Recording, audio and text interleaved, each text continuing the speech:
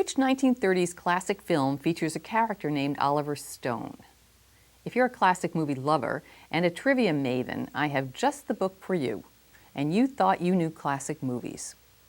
And if you love to learn about classic films, I have just the guest for you. John DiLeo, film historian and author, is my guest today. I'm Alice Bloom. This is A Town and Village 2.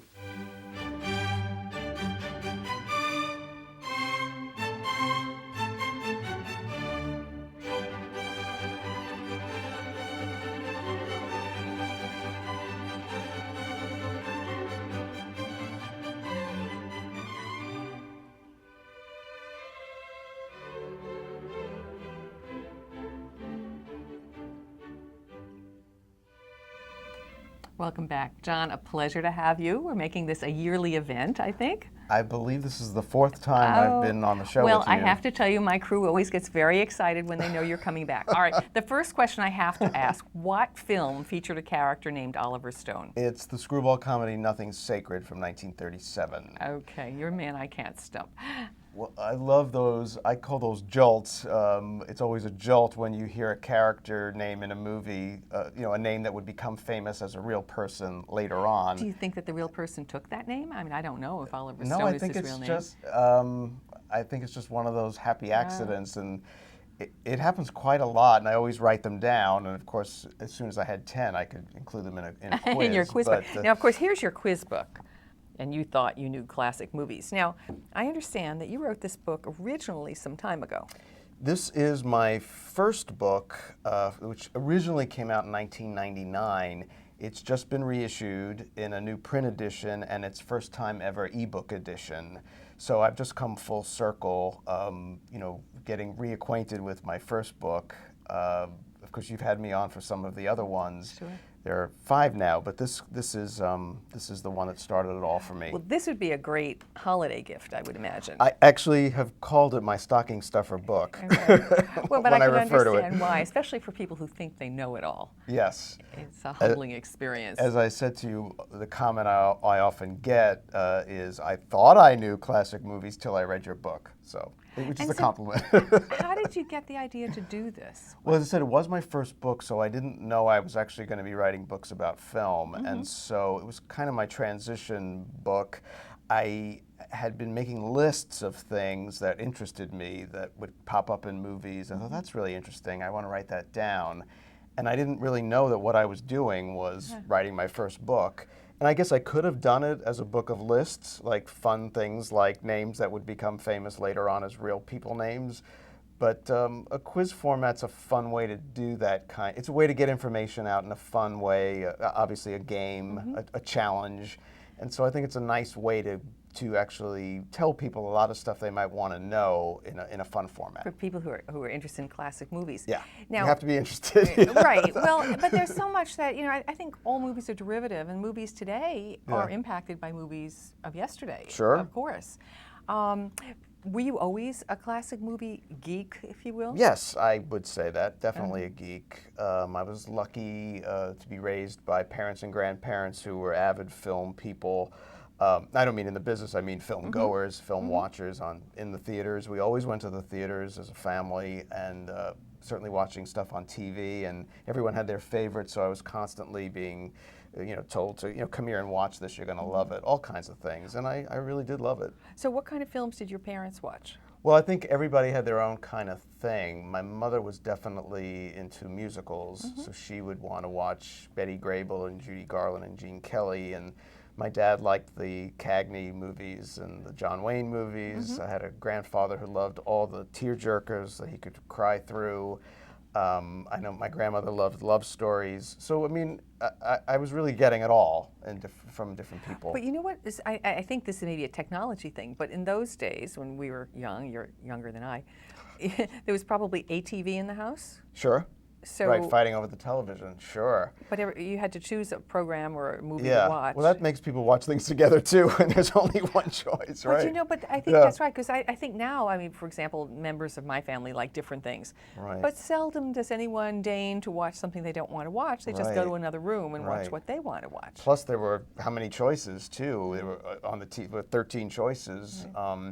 The other thing about my childhood was, pre-VCR and then VCR times when I was, in later years of high school, of just the difficulty of seeing things, where I remember setting my alarm clock to watch something on a school night because there was no way to record it until, whatever, 76 or something, whenever that was. And, what you really had to go through, and of course, in television in those days was really very cruel in its treatment of classic films, with cutting them to shreds, commercials constantly. $1 Million Movie. Yeah, I remember that. Loretta sure, Young. Sure. I mean, that's how we saw those movies, Right. but we wouldn't stand for that kind of treatment now. Luckily, we've got Turner Classic Movies and the Fox Movie Channel, with showing their classics. So they treat them the right way, and we have access to so many more. It seemed like they showed the same few hundred over and over, and now it seems endless. Well, could it be that there were many fewer films? No, I mean, I think there were many fewer that the TV channels had access to or cared to show. Okay. At least in my day, there were so many that Turner Classics shows constantly now that were never on television in my youth. They pretty much showed the biggest stars and the most popular movies, but there's, so many. You never run out of movies. Right. As I've said to you before, even for what I do, you never run out of movies. I'm impressed. I'm always impressed with the number of movies that are made today. Independent films, documentaries. I mean, the technology has become so reasonable that many young filmmakers have access and can make a film without it being a big budget MGM film. And it seems like, I keep copious lists of things I'd like to see. I mean, there's just no way in a lifetime you could ever see it. But I guess my question is this: with so many movies being made today, and many of them really very worthy, why look back? Well, I guess it's why look back in really any of the arts. It's sort of, if you're interested in what's going on now, as you said, everything is connected to what came before, and it's just sort of honoring the past, that things don't just spring up out of nowhere. And there were movie stars before Johnny Depp, and everything, really? Everything is connected. And when things were really done well, they can't be relegated to obscurity and oblivion because the clock is ticking. And in some cases, things look better now than they did then. There are so many films. I mean, the whole genre of film noir is treated with such great respect now, and those were just the movies that were considered, those churned out, tough guy movies, those black and white B movies. So often, the movies that are praised aren't even the ones that last. Certainly all the horror movies, the Universal horror movies, the Val Lewton horror movies in the 40s, people loved them and they were popular, but I think they're treated with more respect now. So I think, in a way, time, I always say that I'm actually glad I'm not a daily reviewer, because the way I kind of feel is it takes about 10 years to find out if the movie was any good, because so much of what happens in the moment is what had just come out that year, who was hot at the moment as a certain kind of star and whatever, what was popular. So it doesn't stand the test of time. So check in with me in 10 years and 25 years, and I'll tell you if I think it's a good movie or not. Well, that's really an interesting point, I think. When we have the Oscars, and of course that's the test of movies every year, right? And sometimes I get so frustrated. I feel there should be more categories. How do you compare a Les Mis with the Hurt Locker or something like that? I mean, they're so different, and they're both valuable. Well, the interesting thing about the Oscars, in terms of what I just said, is that they're markers of the moment. So as time passes and some of the choices seem ridiculous, some of them seem right on, it's just telling you what the mood was at the moment, how the industry wanted to represent itself by saying this is the best thing we did. And they're fascinating even when they're wrong, just because of that sort of catching the moment. Mm-hmm. Do you think there should be a category, a look back 10 years? Actually, to see what's enduring? I actually have thought of that if you could keep the same list of nominees if you want, although that would change if you did it over again rather. but even if you use the same nominees, like, oh, this year we're going to vote on the best movie of 1995, or bring everything back, and things would never be the same. It would always change, because even people voting, it's always who was hot at the moment, what actor, and whose year it is. Those kinds of things that fade away, of whose time it was, and that kind of thing. But yet, it might bring back to life a film that's truly worthy, that had its moment and then just became eclipsed by the... I've written about many of those in other books, in my books on the underrated movies, of things that were those kinds of movies that were classics, or the kind that would never go away, and then they go away. And then you think, they're still great. Why isn't anyone watching I Am a Fugitive from a Chain Gang? It's 80 years old, but it's every bit as powerful today as it was then. So you can actually have your moment and lose it, even unlike others that never had it, that I try to tout. Well, as I said, I keep copious lists of movies, and I know that I can never see them well, all. It's good that you're keeping a list. Maybe it'll turn into a book somewhere. Yeah, right. Do you find that filmmakers and the filmmakers are devoted to classic movies? Filmmakers today. It seems like when you read about them, they usually seem to have a pretty good knowledge of the past and favorites. And we're lucky we have Martin Scorsese out there, always doing his part, his film foundation. He's always apparently he makes people, when they're working with him, watch movies from the past that are like the work they're doing, at the moment. So he's been, maybe more than anyone else, the greatest champion of classic film. He's the best example, but I think there probably are quite a few people who acknowledge that. Do you know of any filmmakers today? I mean, I think of Pedro, I don't know if I say it right, Almodovar is one. I think I've heard attribute, some of his success to things he's learned from previous filmmakers.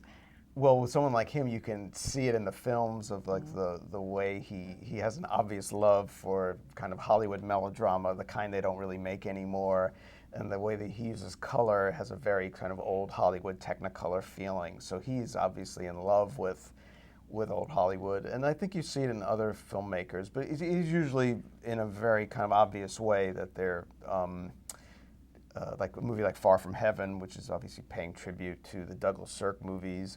So there are those people that probably got into it for that very reason, of the things that they loved. Can you think of any genres that would not exist today but for their heritage? For example, we're talking about film noir. What would be the current example of a film noir? Well, they still make those sort of tough, nasty thrillers. I mean, they're not in black and white anymore, and the costumes have changed, but they still sort of make that kind of script now and then. I can't think of a really good one, but they still do make a lot of sort of thrillers. I'm kind of, one of the things that fascinates me about genre, though, is that the kind of things that we dismissed we as a culture in like the 30s, like the horror movies, are now the big movies.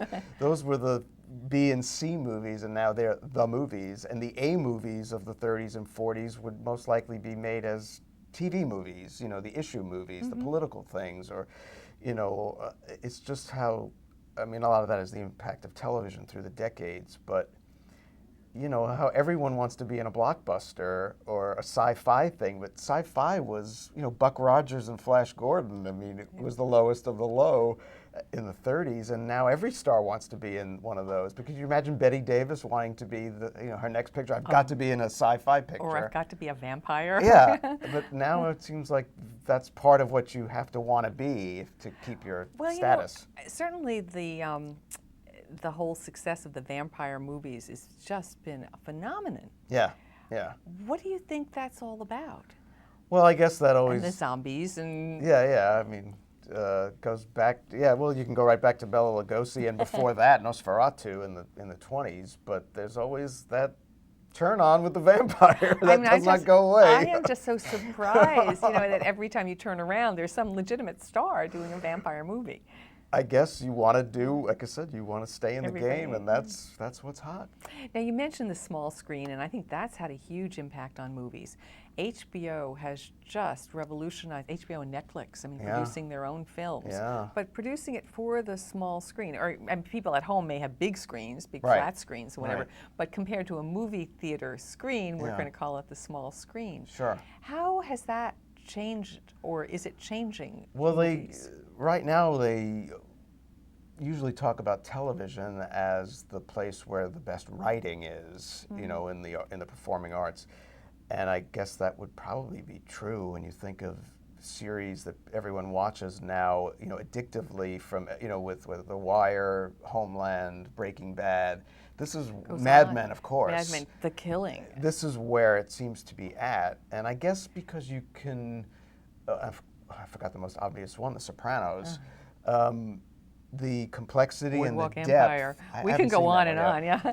The complexity and the depth that you can, you know, put into the work as it's developed, episode after episode, season after season, it's really extraordinary. And when the quality has been so high, it does make it sort of become the place where it's all happening. And there are fewer and fewer, you know, sort of Oscar bait movies being made every year. They're all released in the last 10 minutes of the year, and then you have to scramble in January and February to see everything when you were thinking, gosh, and you know, it would have been nice to see something in April and July. Right. July would have been nice. Well, we go to a film club, and the curator of it is always apologizing, saying, well, we're going to see the best films in November and December, Right. And I have to apologize in the spring, because everybody holds the best films for release just before end of year. It's just a shame, but that's the way it is to be considered for the awards. Nobody thinks anyone will remember anything after Thanksgiving, unless it comes out after Thanksgiving. It's just a shame. I remember things used to come out all the time throughout the year. And Well, also we look to makes the more summer sense. when people have a little more time to see movies or to enjoy them. Now most movies have things that blow up. I mean, that's Right, right. Well, there's always those films they try, you know, like Woody Allen's movie comes out this week. That's obviously playing to the adults, you know, to think, you know, if you want to see something for grown-ups, this might be the only one this week. This summer, maybe. And you have to hope it comes to your theater. You know, it's interesting, though. We talk about HBO and we talk about the films, the fantastic series that are being made for television.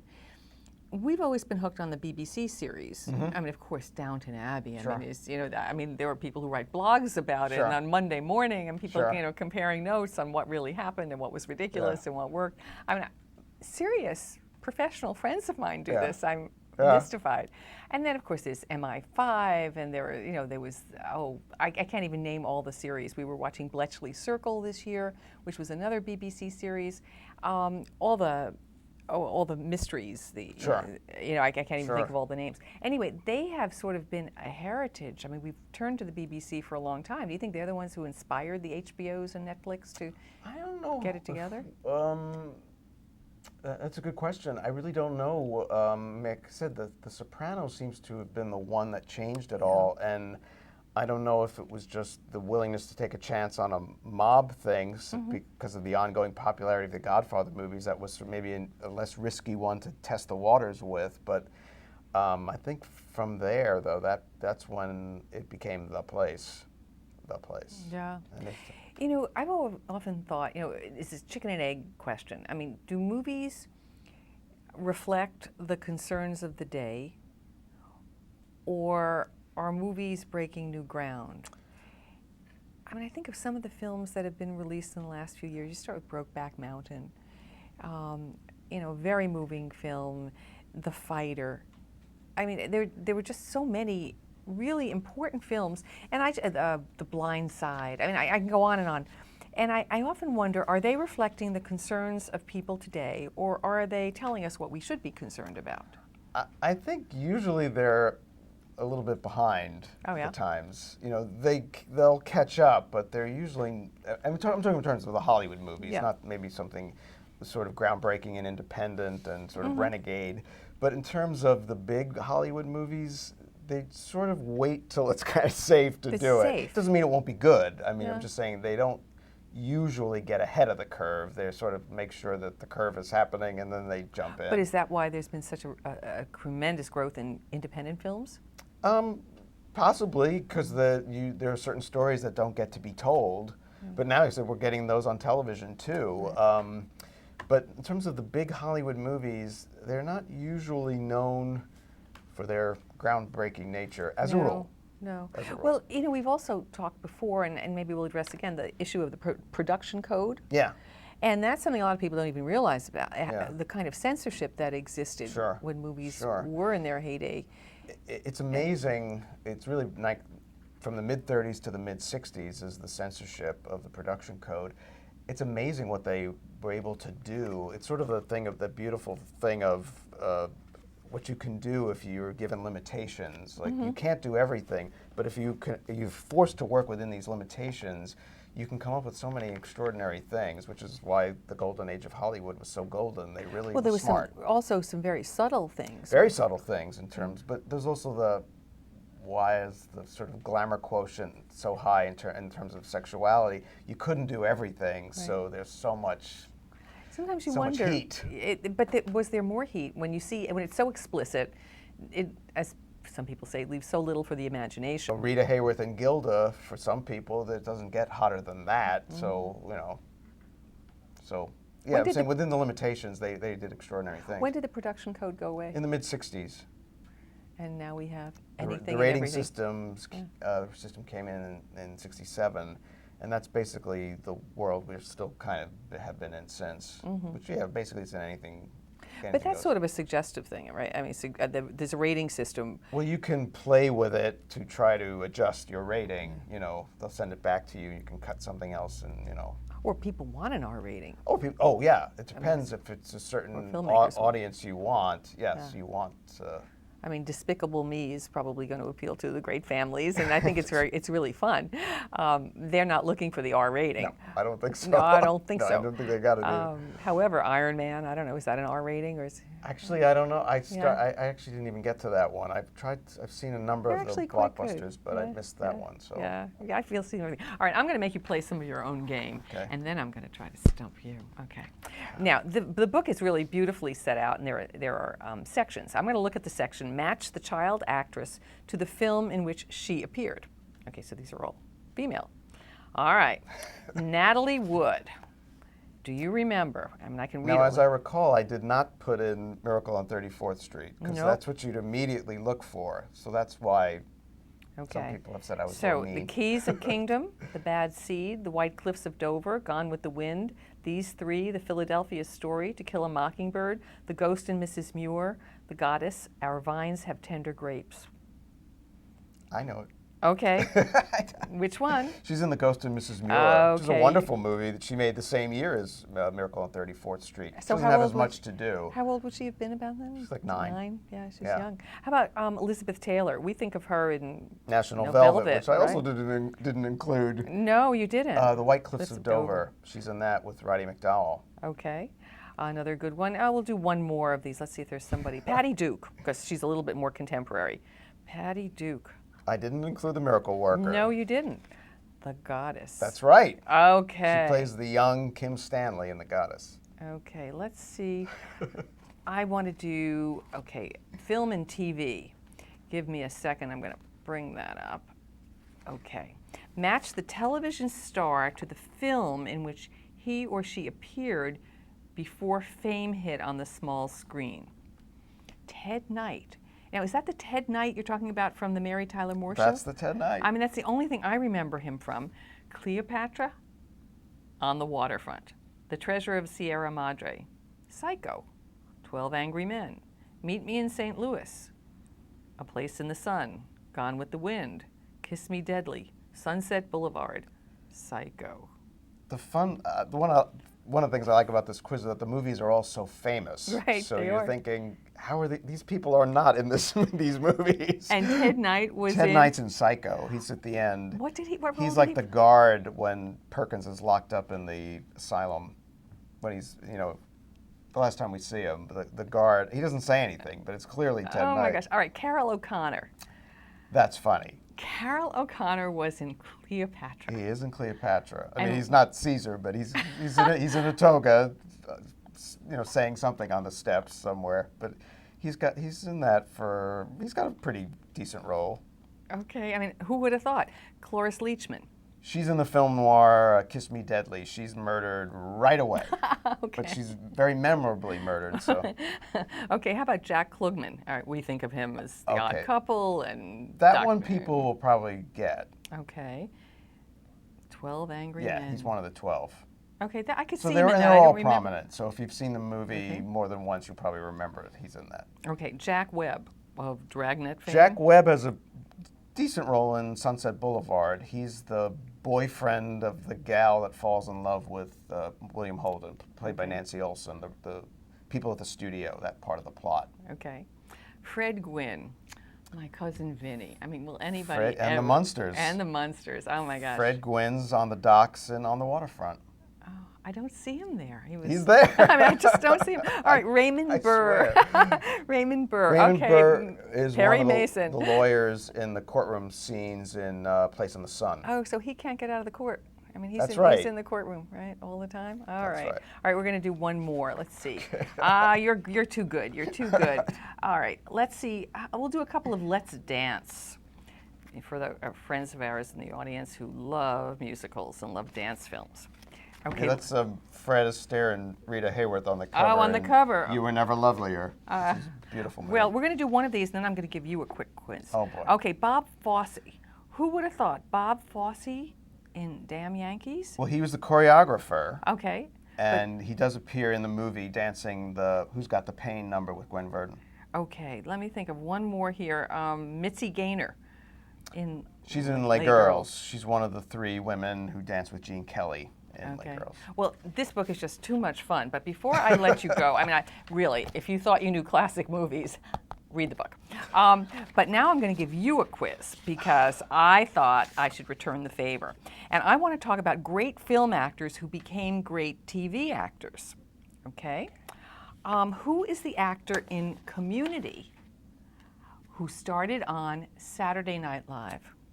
It's Chevy Chase. Chevy Chase. Okay, very good. I was worried because I haven't seen Community. Okay, but you knew that. Okay, the great actor, let's see who was from, oh gosh, he was in so many things. Glengarry Glen Ross, Beetlejuice, Knots Landing, and is now so famous for 30 Rock. Alec Baldwin. Alec Baldwin, you got it. He's great. He's fabulous. He's just fabulous. Okay, a wonderful actress who was in Fatal Attraction, Dangerous Liaison, and now in Damages. Glenn And The Close. Shield. You're being very nice to me. I'm helping you. I'm helping you. I love her in Reversal of Fortune. Yes. In Sonny Von Bulow. She was great. That was one of her performances that didn't get that much attention. She's great in that. Okay, now here's a guy from, let's see, he's been in so many things. I think he was in House of Lies.